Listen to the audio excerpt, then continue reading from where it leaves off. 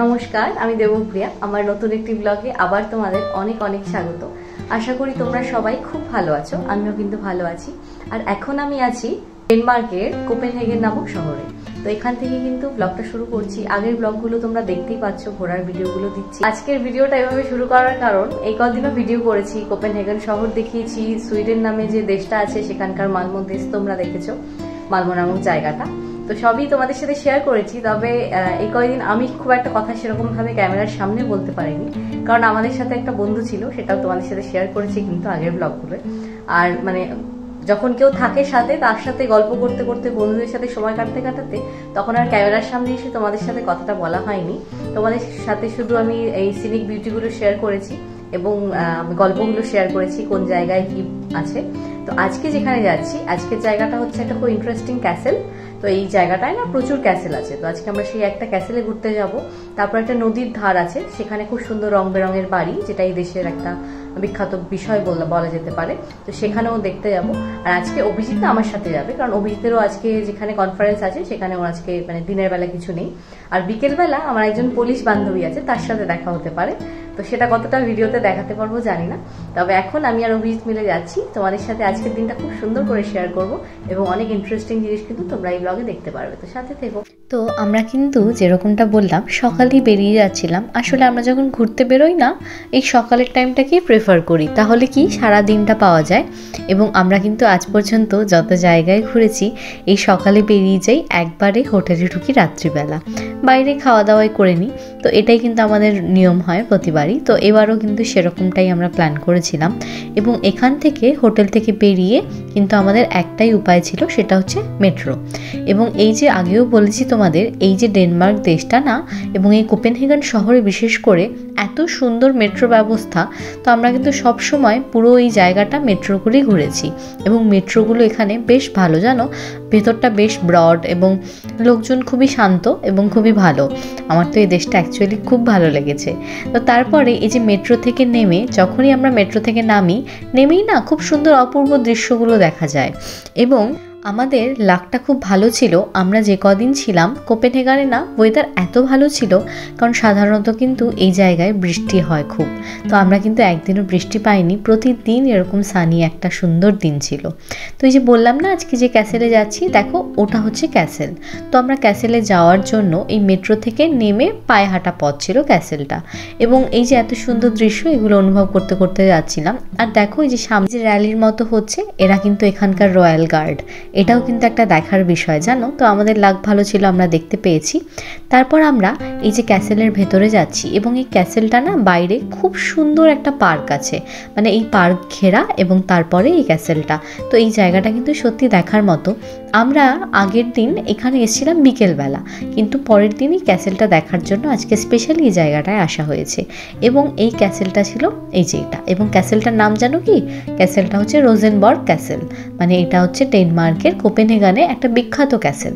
তো তারপর আমরা এখানে বাইরে থেকে কিন্তু ভিডিও করেছি তোমাদের জন্য, এবং নিজেরাও কিন্তু ভালো ভালো ছবি তুলেছি, কারণ এই জায়গাটা কিন্তু সত্যি দর্শনীয়। এবং এই যে দুজন মিলে স্মৃতি রেখে দিয়েছি ভিডিও করে যে আমরা এসেছিলাম। তারপর এখানে একটা সুন্দর এরকম পুকুরের মতো ছিল, এবং এই পুকুরে জানো অনেক মাছ আছে। তোমাদের হয়তো আগের ভিডিওতে দেখিয়েছি, কারণ যখন বিকেলে এসেছিলাম তখন কিন্তু আমরা এই পুকুরের সামনে অনেকক্ষণ ছিলাম। তারপরে এখন ভেতরে যাওয়ার পালা, এবং এইটা ছিল এন্ট্রান্স। এবং যেহেতু ক্যাসেল, এখানে কিন্তু ওই টিকিটের ব্যবস্থা আছে। তো আমাদের কিন্তু দুটো টিকিট কাটতে হয়েছে, এবং এই কাটার জন্য এখানে এরকম লাইন দিয়ে দাঁড়াতে হয়। এবং সব কিছুই এখানে ভীষণ সিস্টেমেটিক ওয়েতে, মানে এত ট্যুরিস্ট আছে, তার জন্য যে কোনো অরাজকতা তা কিন্তু নেই, খুব সুন্দর সুষ্ঠু নিয়মে সব হচ্ছে। এবং এই যে টিকিট ঘরের ভেতর, এখানে না কিছু এরকম বুক আছে, মানে তুমি যখন ক্যাসেলে যাবে, যাতে তোমার কোনো কিছু বুঝতে অসুবিধা না হয়। তো আমরা দুটো টিকিট কেটে নিয়েছিলাম, এবং সেটা ছিল 280 DKK, সেটা ওই ইন্ডিয়ান টাকায় প্রায় 3400-র মতো। তো তারপরে আমরা ওই টিকিট কেটে, আমাদের স্লট ছিল দুপুর 2টো। তো আমরা ভাবলাম খেয়ে তারপরে আবার আসবো। তো আমরা এখানে এই যে একটা রোল নিয়েছিলাম, এবং এখানেও এরকম 134 DKK-র মতো প্রাইস ছিল। এখানকার প্রাইসগুলো একটু কস্টলি। তো তারপর আমরা খেয়ে কিন্তু এখানে লাইনে দাঁড়িয়ে পড়েছি, কারণ আমরা এবার ক্যাসেলের ভেতরে ঢুকবো। ও আর যে দামগুলো বলছি, আমাকে না একজন কমেন্টে বলেছিল আপনি কেন শুধু ওখানকার দাম অনুযায়ী বলেন। তো তোমরা কিন্তু আমাকে অনেকে জিজ্ঞেস করেছো দামগুলো উল্লেখ করতে, তাই জন্য আমার দামগুলো বলা। তো এরপরে না তোমাদের জন্য একটা কিউএনএ নিয়ে আসবো, সেখানে আমার কিছু বক্তব্য আছে কিছু কিছু মানুষের জন্য, সেগুলো তোমরা পরের ব্লগে দেখতে পারবে। তো যাই হোক, তারপরে আমরা কিন্তু ভিতরে দেখো ক্যাসেলের চলে এসেছি, এবং ভেতরটা এত অপূর্ব, মানে আমি না ঢুকে জাস্ট একটা যে বলে না অস্ট্রাক মোমেন্ট, সেটা ছিল আমার জন্য। মানে দেয়াল থেকে শুরু করে ওপরের ওপরে যে ছাদ, সেগুলোর কারুকার্য জাস্ট অপূর্ব, এবং সব কিছুতেই একটা রয়্যাল টাচ আছে। তো তোমাদের সাথে এগুলো শেয়ার করতে করতে চলো এই ক্যাসেলের ব্যাপারে কিছু কথা বলি। এই ক্যাসেল হচ্ছে রোজেনবার্গ ক্যাসেল। এটা কিন্তু এই কোপেনহেগানে অবস্থিত একটা ক্লাসিক ক্যাসেল, মানে দুর্গ। এটা ওই 1606 সালে এই ক্যাসেলটা তৈরি হয়। তবে এটা এই 1710 সাল অবধি এটা একটা রয়্যাল রেসিডেন্স হিসেবে ব্যবহৃত হয়, যতক্ষণ এখানকার রাজা পঞ্চম ফ্রেডরিক রাজত্ব করতেন। কিন্তু তারপরে যখন তিনি রাজত্ব ত্যাগ করেন, তারপরে এই ক্যাসেলটা না জাস্ট দুবার রয়্যাল রেসিডেন্স হিসেবে ব্যবহৃত হয়, তাও যেন কখন, যখন এমার্জেন্সি এসেছিল। তো দেখো, এই যে কথা বলতে বলতে একটা অপূর্ব জায়গায় নিয়ে এসেছি। এটা হচ্ছে একটা পালকির মতো, এবং পুরোটাই না এটার মধ্যে ওই নানা রকম ধাতু দিয়ে, মানে দামি ধাতু দিয়ে জিনিসটা বানানো। তারপর এখানে আরও কিছু জিনিস কিন্তু আছে, তোমাদের গল্পটা পরে বলছি। কিছু জিনিসগুলো তোমাদের বলে নিই। এখানে যেরকম ওই রাজারা যেরকম চা খেত, তারপর বিভিন্ন ক্রকারি সেট, এবং সব কিছুতেই কিন্তু একটা রয়্যাল টাচ আছে, দেখতেই পাচ্ছ, জাস্ট অপূর্ব।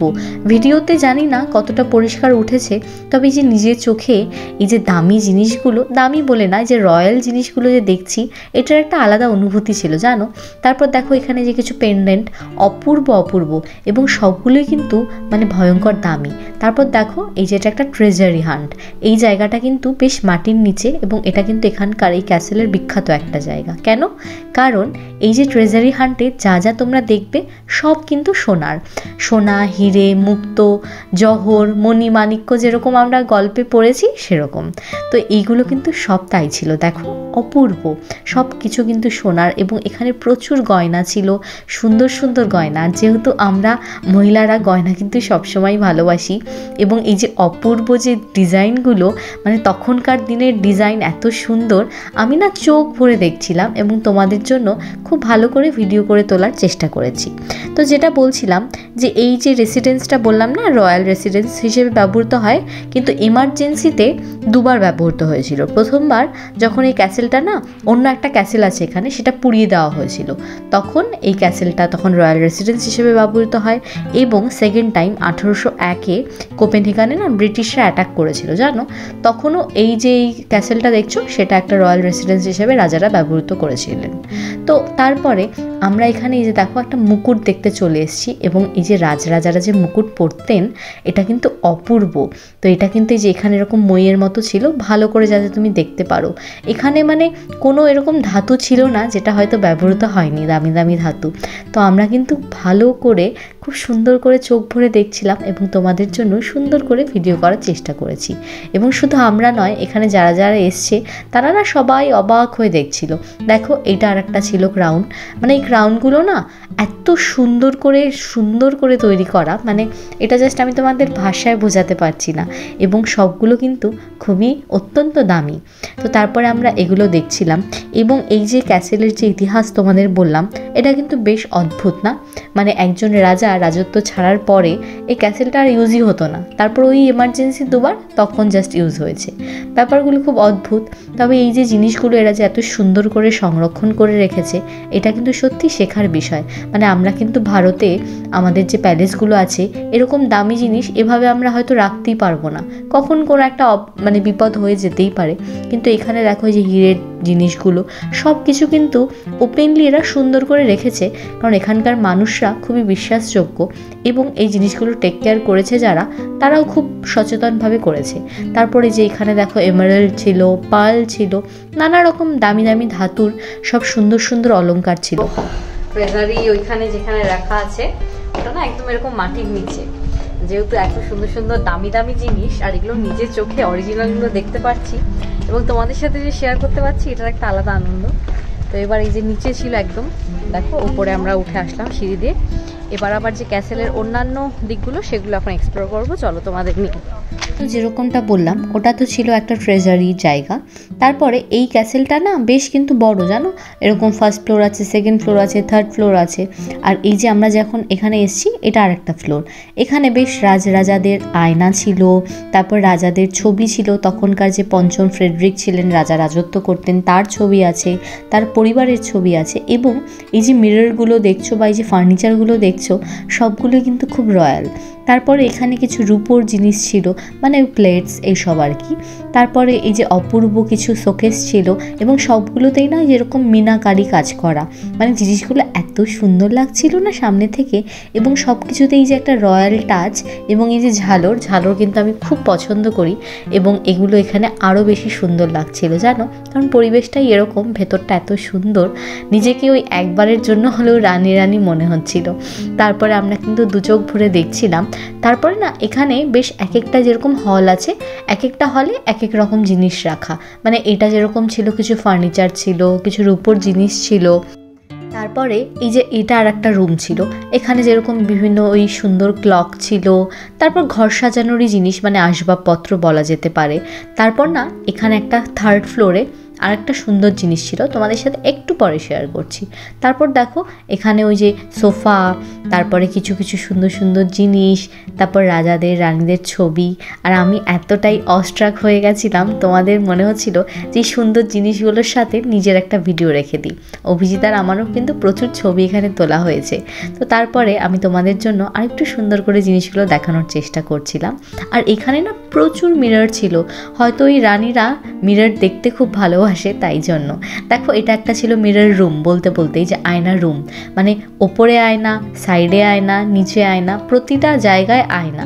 মানে হয়তো এটা ওই রানীরা রাজাদের বলেছিল আমার জন্য এরকম একটা ঘর তৈরি করে দাও, তাই জন্য হয়তো রাজা ভালোবেসে এরকম একটা সুন্দর আয়নার রুম তৈরি করে দিয়েছিল। তারপর ওখান থেকে বেরিয়ে আমরা এখানে কিছু জিনিস দেখতে এসেছিলাম এবং এইটা ছিল একটা মেইন হল রুম। এটা হচ্ছে থার্ড ফ্লোরে অবস্থিত এবং এটার বিখ্যাত কেন, এখানে দেখো সিংহাসনগুলো দেওয়া, একটা রাজার একটা রানীর। তো তারপর তো আমাদের ক্যাসেল ঘোরা শেষ, আর এখানে জিনিস জমা দিয়ে যেতে হয়, তাই এটা আমরা এখান থেকে নিয়ে নিয়েছি। আজকের ব্লগটা এ অবধি রাখছি, নাহলে অনেক বড় হয়ে যাবে। দেখা হচ্ছে পরের একটি ইন্টারেস্টিং ব্লগের সাথে। ততক্ষণ তোমরা সবাই খুব ভালো থেকো, সুস্থ থেকো এবং এভাবেই আমাকে তোমরা ভালোবাসতে থেকো।